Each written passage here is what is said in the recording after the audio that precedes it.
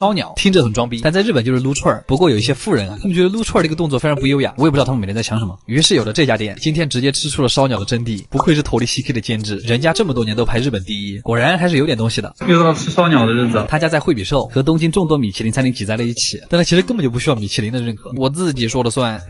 一进店你就会发现，越好的烧鸟店，座位会离大酱越近。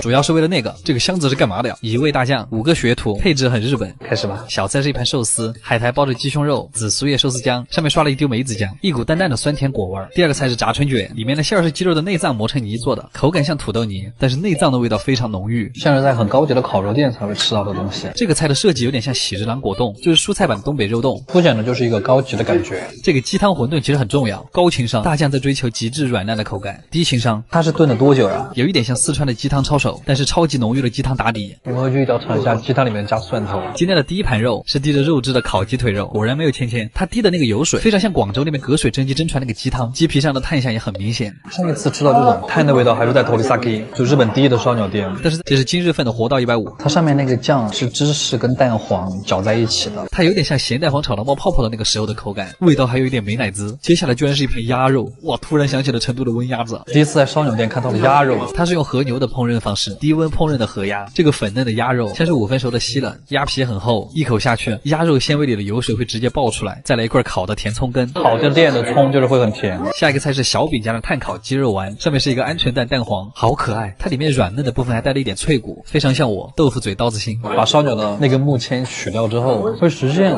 更高级的一种口感。然后是海苔配烤年糕，虽然是糯叽叽的口感，但是居然一点都不粘牙，是大海的味道啊！这个才是烤鸡皮，刚进嘴像是猪油渣，嚼到后面像是脂肪口香糖。鸡皮是唯一一个能够做到又软又脆的东西的吧？哇，这个菜很厉害，它这个造型真的很像菌霸，虽然剔除了骨头，但是保留了软骨，吃起来像猪耳一样方便。下面还搭配了萝卜泥解腻，它这段烤的非常的自然。然后是烤鸡屁股，第一次看到鸡屁股有这么好的待遇，因为它的脂肪真的很多，咬下去真实的在爆油，可能这个就是鸡油味的 QQ 糖吧，好 Q 好油。这个是他家最具特色的菜，很多客人来都会直接点3份，像是开了花的鸡腿，先油炸了一遍再烤，最后撒上孜然跟辣椒粉，里面的鸡肉还很鲜。这一盘鸡泥太美了，吃一口就会爆炸。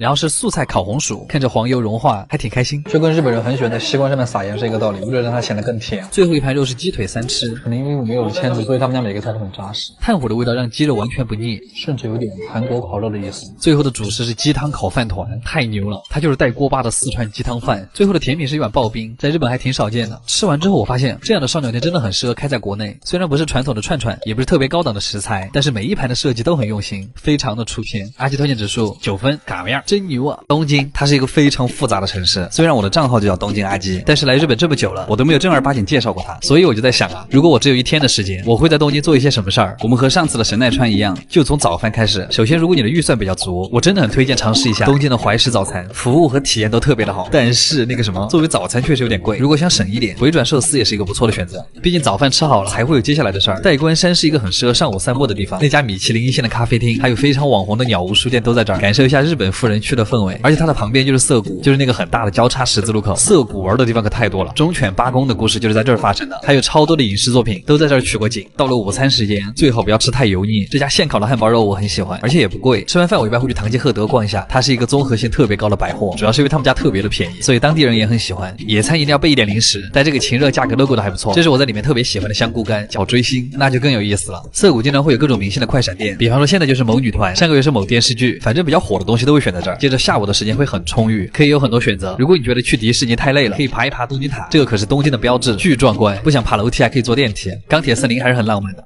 接下来肯定是很多粉丝想去的地方，秋叶原。虽然很难一句话讲清楚，秋叶原只需要记住一个点，就是不要在你看的第一家买。但其实就算不花钱也会很开心。最后就是东京的夜景，一定要带着喜欢的人去喜布亚 Sky， 静谧而美好，感觉就是形容这儿了。东京真的是一个包容性很强的城市，在这个地方你可以成为任何人。我也开始慢慢意识到，这个复杂的城市包容的并不是人，而是美。阿基推荐指数9.5分。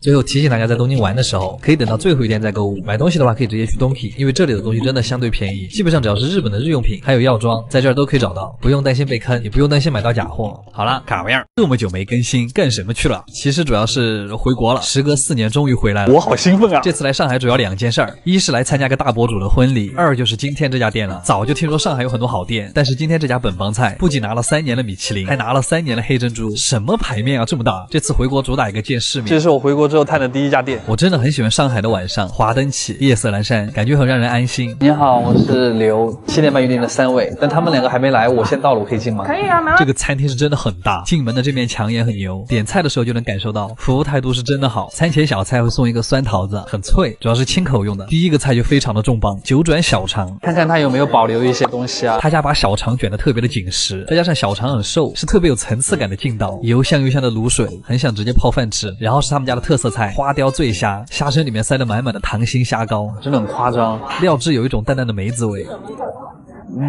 一嚼它，里面的虾膏会被挤出来，摊在舌头上的体验真的很美妙，但是有点贵。然后这个菜是螺片和田鸡，和田鸡是世界5大名鸡，比我有名多了。淋上料汁拌好之后就可以吃了，厚厚的鸡皮很 Q 弹，而且鸡香特别浓郁。一句话总结就是加了螺片的葱油丝鸡，但这个螺肉确实没什么存在感。然后下面这个菜很厉害，叫红鲟蒸米糕，名字取得真好。简单来说就是猪油饭蒸膏蟹，我也很高兴，它那个红膏真肥美，荷叶的清香也很明显。下面蒸饭用的海鲜酱油特别好，饭的海鲜味特别浓，而且越嚼越香，前肉也很饱满。但这个菜是真的扎实，建议后面再点。然后是一盘煎鱼，鱼皮炸的油脆油脆的，吃起来像蒜瓣肉。然后服务员送了我们一碗福建的卤面，因为是用虾头熬的汤，一翻面那个虾味就扑鼻而来，好浓的虾味。然后这个菜叫姜母鸭，油煎的姜片真的很香，看上去真的很像张茶鸭，但是调味却是生姜汽水。然后这个菜我很喜欢，叫葱烧河鳗，它是把鳗鱼先煎后烧，去骨之后里面塞了香菇。吃的时候我就在想，虽然它是鳗鱼，但真的很像在吃红烧肉，还是肥肥糯糯的那种，舌头一顶，鱼肉就在上膛下面散开了。这个才是意式炸黑猪，酸甜的调味，显得炸过的猪油更香了，很像零食的感觉。然后最后的甜品是个茶冻，我真的太推荐它这个了，十分收敛的奶甜，配上浓郁的茶香，口感又像很稀的双皮奶，特别的好。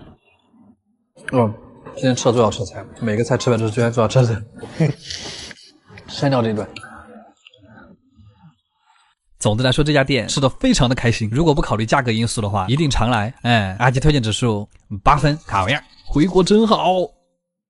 和牛是日本从1956年起改良牛中最成功的品种，也是全球公认的最优秀的肉用牛。所以就算日本人没身份证，但这牛必须得有，就这么拽。又到了吃和牛的日子。今天我们要去的这一家店，它在日本的和牛界非常的有名。其实日本的很多大佬都很喜欢在这家店谈生意。他家在银座，这是一个日本富人很爱消费的地方，好东西很多，但都很贵，可能我这辈子都逛不起。哎，好了，不要讲那么多废话，再讲一点吧。こんばんは。17時半予約したようです。2人で。こんばんは。こんばんは。前菜的设计非常奢华，一个小木盒子里面装了鱼子酱、和牛、海胆，鱼子酱的爆破感加上海胆的鲜甜，我怎么感觉这个菜可以单飞？我第一次前菜吃出了过瘾的感觉。在他家吃肉的体验会很好，会有一个非常专业的烤肉师。里脊算是和牛里面比较瘦的，但就算这样一口下去都很软，因为它的肌肉里面还是挤满了很多脂肪。里脊也是牛身上最稀有、最珍贵的部位，只有吃里脊的时候才会有那种感悟，原来牛肉本身是有味道的。软人身上少一坨不油腻的固体脂肪。后切牛舌是最难烤的一个部位，这一块是舌根肉，舌头上面最软最肥的部分。嚼牛舌真的是一种享受。其实我觉得不挤柠檬更好吃，因为我喜欢粉色部分那个奶味儿，又韧又软，也只有和牛的牛舌才能做到这种感觉。每一次吃横膈膜肉，咀嚼的每一下里面都有水冒出来，你能喝到牛肉汤。而且他家每一块肉的调味都不一样，淡淡的孜然味就很像烧烤。他家的沙拉真的很厉害，是用熟成的牛舌来做的，当然还是沙拉。下个菜，烤和牛虽然真的很好，但是多吃2口就会很腻。这个时候来一口白桃味的元气森林真的太解腻。